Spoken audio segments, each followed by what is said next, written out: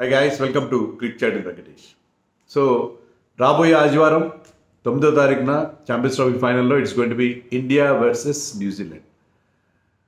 So New Zealand చాలా కూల్గా చాలా ఎఫిషియెంట్గా ప్రొఫెషనల్గా ఫైనల్ చేరుకున్నారు, beating south Africa by margin of 50 runs.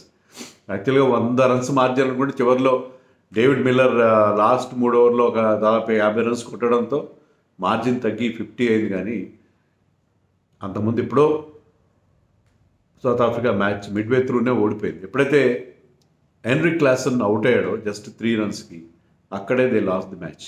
ఆ తర్వాత జరిగినంతా కూడా ఏదంటే ఇంకా తప్పనిసరి లాంఛనం ఫార్మాలిటీస్ కానీ చెప్పుకోవాలి. And New Zealand was once again very impressive.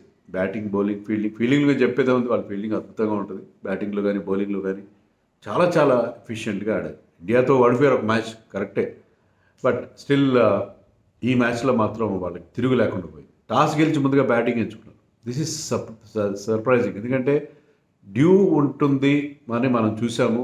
పాకిస్తాన్లో డ్యూ ఫ్యాక్టర్ ఒక ప్రాబ్లం అవుతుంది. సెకండ్ బౌలింగ్ చేసే టీంకి ఇబ్బంది అవుతుంది, బ్యాటింగ్ చేసే టీంకి ఈజీ అవుతుంది. కానీ వాళ్ళు ఒక మంచి డేరింగ్ స్టెప్ తీసుకున్నారు. అలాగే డ్యూ కూడా లేదు. ఫస్ట్ బ్యాటింగ్ చేసి ఒక బ్రహ్మాండమైన స్కోర్ బోర్డు మీద పెట్టారు. సో అన్నీ కలిసి వచ్చినాయి వాళ్ళు, అన్నీ everything went there way. And south Africa మనకు తెలుసు కదా, చోకర్స్ అని ఎప్పుడు చెప్తుంటాం అని. వాళ్ళు గెలిచిన నాకౌట్ మ్యాచెస్ వేళ్ల మీద లెక్క పెట్టచ్చు. ఐసీసీ ఈవెంట్స్లో నాకౌట్ మ్యాచ్లు ఒక 2-3 గెలిచుంటారు అంతే, అంతకంటే గెలవలేదు. సో వాళ్ళ వన్స్ అగైన్ వాళ్ళ బౌలింగ్లో చాలా తప్పులు చేశారు. They were giving so many boundary balls. ఫీల్డింగ్లో ల్యాప్సెస్ కనిపించినాయి. ఇంకా బ్యాటింగ్ విషయానికి వస్తే బ్యాటింగ్లో కూడా టోటల్గా చేజ్ వాజ్ డిఫికల్ట్. 362 చేంజ్ చేయడం అంటే అది ఈజీ కాదు. చాలా అరుదుగా మనం అంత పెద్ద స్కోర్ని చేంజ్ చేస్తారు. అందులో ఒక knockout of A ICC event అంత పెద్ద స్కోర్ని చేంజ్ చేయడం అంటే చాలా కష్టం. అసలు యాక్చువల్గా 362 if I'm not wrong champions ట్రోఫీలో గతంలో ఎవరు అంత పెద్ద స్కోర్ చేయలేదు. So Kiwis were wonderful on the day. So వాళ్ళు ఫస్ట్ బ్యాటింగ్ చేసి వాళ్ళ ఫస్ట్ వికెట్కే ఒక 48 రన్స్ పార్ట్నర్షిప్ వచ్చింది. Will Young batted well along with Rachin Ravindra. And this man Rachin Ravindra is a great talent, future star. Kane Williamson తర్వాత New Zealand has found, Kane Williamson still around, but అతనికి వారసుడుగా ఇతను ఎదిగొచ్చే అవకాశం మనకు క్లియర్గా కనిపిస్తుంది. చాలా క్లియర్గా కనిపిస్తుంది. ఎందుకంటే the way he has been batting. 5వ సెంచరీ అతనికి ఐసీసీ ఈవెంట్స్లో, ఆడిన 2వ ఈవెంట్ ఇది. సో 13 ఇన్నింగ్స్ ఆడాడు ఐసీసీ ఈవెంట్స్లో. దాంట్లో ఆల్రెడీ స్కోర్డ్ 500s. బయట ఒక 100 లేదు అతనికి 1 డేస్లో. సో అన్ని ఫార్మాట్స్లో ఆడగలను అని చెప్పి ప్రూవ్ చేసుకుంటాడు. అది ఒక సీరియస్ ఇంజరీ అయింది, మనం చూసాం పాకిస్తాన్తో అంతమంది ఆడిన ట్రై సిరీస్లో ఇదే పాకిస్తాన్లో. బట్ దాని నుంచి కోలుకొని already 2nd century in this tournament. So it was super. And Kane మామ గురించి చెప్పేదే ఉంది. Kane Williamson first 2 matches fail అయ్యాడు ఈ టోర్నమెంట్లో. తర్వాత ఇండియా మీద ఒక 80, ఇక్కడ ఒక 100. And his strike rate was better then Rachin Ravindra. దాన్ని బట్టి మీరు అర్థం చేసుకుంటారు. Rachin Ravindra was pure class.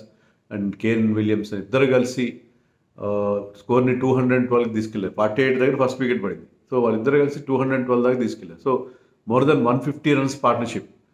That settle the issue. అది రచిన్ అవుట్ అయ్యేసరికి, అవుట్ అయ్యేసరికి I think score was it was 33rd over something. So అప్పటికే 200 రన్స్ వచ్చేసినాయి.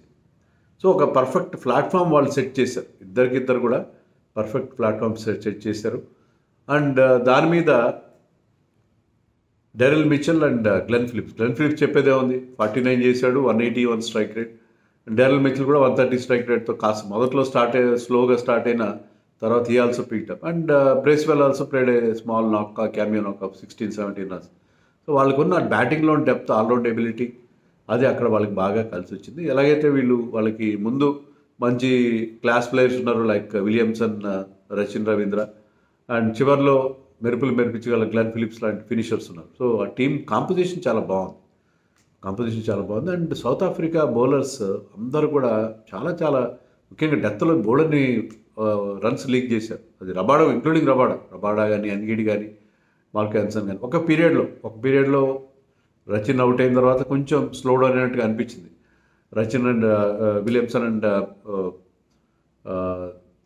మిచెల్ కొద్దిగా స్లోగా ఆడినట్టు అనిపింది, కానీ లాస్ట్లో డెత్ ఓవర్స్లో వాళ్ళు మళ్ళీ బ్రహ్మాండంగా రికవర్ అయ్యారు. అండ్ సౌత్ ఆఫ్రికా ఒకే ఒక స్పెషలిస్ట్ స్పిన్నర్తో వెళ్ళారు.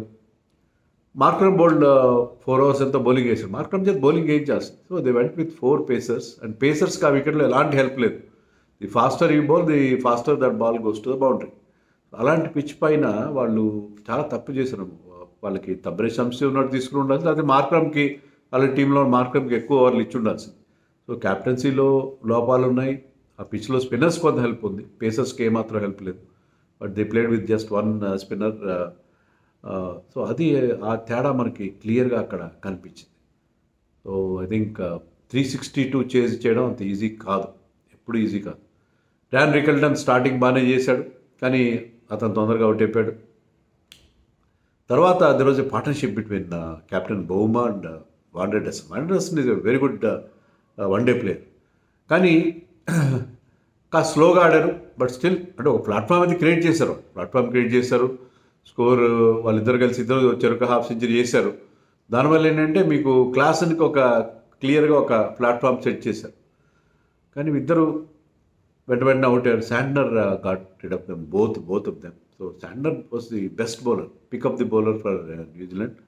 43 రన్స్ ఇచ్చాడు అండ్ ఇంపార్టెంట్ 3 వికెట్స్. వీళ్ళిద్దరిని అవుట్ చేయడం కాకుండా ఈ గాట్ రిడ్ ఆఫ్ క్లాసన్ ఒక పెద్ద హిట్ కోసం వెళ్ళాడు. డీప్లో మ్యాట్ హెన్రీ పరిగెత్తుతూ కింద డైవ్ చేసే ప్రయత్నంలో అది కొంచెం ఇంజరీ కూడా అయింది. But he took that catch. అది కదా వీళ్ళు గొప్పతనం, ఆ క్యాచ్లు ఇంపార్టెంట్ క్యాచెస్ తీసుకుంటారు, హాఫ్ ఛాన్సెస్ కన్వర్ట్ చేస్తారు. సో ఆ క్యాచ్ చాలా ఇంపార్టెంట్, ఆ వికెట్ చాలా ఇంపార్టెంట్. సో క్లాసన్ ఎప్పుడైతే 3 రన్స్ అవుట్ చేశారో, ఆ ప్లాట్ఫామ్ క్రియేట్ చేసిన క్లాసన్, మిల్లర్ లాంటి వాళ్ళు ఉంటే చాలు, వాళ్ళు దాన్ని తీసుకెళ్తారు. Markram is a good player, but Markram ఒక 20-30 చేసాడు, సరిపోలేదు. మిల్లర్ ఒక్కడే మిగిలాడు. మిల్లర్కి వాళ్ళ ఆల్రౌండర్స్ మల్డర్ కానీ యాన్సన్ కానీ ఏం సపోర్ట్ చేయలేదు. ఇది వీళ్ళకున్న ప్రాబ్లం, ఇన్కన్సిస్టెన్సీ. ఆ టీంలో ఆ ఇన్కన్సిస్టెన్సీ, వాళ్ళు కానీ సపోర్ట్ చేస్తుంటే బాగుండేది, వాళ్ళు సపోర్ట్ చేయలేదు. Rabada hang in for some time, but Miller was playing some good shots. కానీ రబాడా అవుట్ అయిన తర్వాత ఇక లాస్ట్ మ్యాన్ ఎన్గీడీతో కలిసి లాస్ట్ 3 ఓవర్స్లో 4లు 6లు దంచి కొట్టేశాడు. అప్పటికి there was nothing, competitive interest లేదు. So Kyle Jamieson went for runs, and the other pacer O'Rourke also went for runs. So లాస్ట్లో 4లు 6లు లాస్ట్ 3 ఓవర్స్లో. కానీ అప్పటికి too late in the day, అప్పటికి సెంచరీ కంప్లీట్ చేసుకున్నాడు మిల్లర్. బోల్డెన్ సెంచరీలు వచ్చాయి ఈ మ్యాచ్లో, 3 సెంచరీలు. ముఖ్యంగా పాకిస్తాన్లో బోల్డెన్ 100s వచ్చాయి, ఈవెన్ దుబాయ్లో కూడా 100s వచ్చాయి. ఈ టోర్నమెంట్లో ఎప్పుడూ లేనన్ని 100s, ఛాంపియన్స్ ట్రోఫీలో రికార్డ్ నెంబర్ నాకు తెలిసి 15 వచ్చి ఉంటాయి 100s ఈ టోర్నమెంట్లో. సో ఆడిన మ్యాచ్లు తక్కువ, బట్ సో మెనీ 100s. ముఖ్యంగా పాకిస్తాన్లో ట్రంక్ రోడ్ లాంటి pitch was a బెల్టర్. Even when south Africa batted, it was a very very good pitch for batting. కానీ వాళ్ళు ఎప్పటిలాగే చోకర్స్ కదా, వాళ్ళు ఈ నాకౌట్ స్టేజ్కి వచ్చేసరికి అంతవరకు చాలా ఇంప్రెసివ్గా ఆడిన టీం కాస్త నాకౌట్లో టోటల్గా దెబ్బతింది. And Kiwis were very very efficient. Glenn Phillips వచ్చి 2 వికెట్లు తీశారు. Rachin Ravindra bowled beautifully. He got rid of Markram with a very good delivery, caught and bowled అది. And Michael Bracewell bowled brilliantly. చాలా tight off spinner, is very very economical. లాస్ట్లో కొన్ని runs ఇచ్చినా కూడా. So వాళ్ళకున్న 4 స్పిన్ ఆప్షన్స్, 3 పేస్ ఆప్షన్స్ ఉన్నాయి. ఇండియాకి 6 ఉంటే వాళ్ళకి 7 ఆప్షన్స్ ఉన్నాయి. అందరు మంచి బౌలింగ్ వేస్తారు. Fielding extraordinary fielding. Glenn Phillips గురించి చెప్పేదే ఉంది. So it is a well oiled machine like thing by New Zealand. So India has to be very very careful against this highly professional and clinical New Zealand team. But మనం అక్కడ వాళ్ళ మీద న్యూజిలాండ్ని last time ఓడించాం, నాకు confidence ఉంది. But New Zealand already played 1 match there in Dubai. అది మనం దృష్టిలో పెట్టుకోవాలి. వాళ్ళు కూడా ఆ కండిషన్స్ బాగానే అసెస్ చేసి ఉంటారు. సో సండే ఫైనల్ చాలా చాలా టఫ్గా ఉండబోతుంది, చాలా చాలా హోరాహోరీగా ఉండబోతుంది. Hats off to Kiwis for their wonderful performance. And south Africa once again ఎప్పుడు గెలుస్తారు బాబు, మీరు ఎప్పుడు గెలుస్తారు టైటిల్స్? అంత ఇంప్రెసివ్గా ఉండే టీం, అంత బాగుంది, మంచి మంచి ప్లేయర్స్ ఉన్నారు, మంచి బ్యాటింగ్ లైనప్ ఉంది. కానీ ఇలాగా నాకౌట్కి వచ్చేసరికి ఎందుకు అలాగా కళ్ళు తేలేస్తారు చెప్పండి?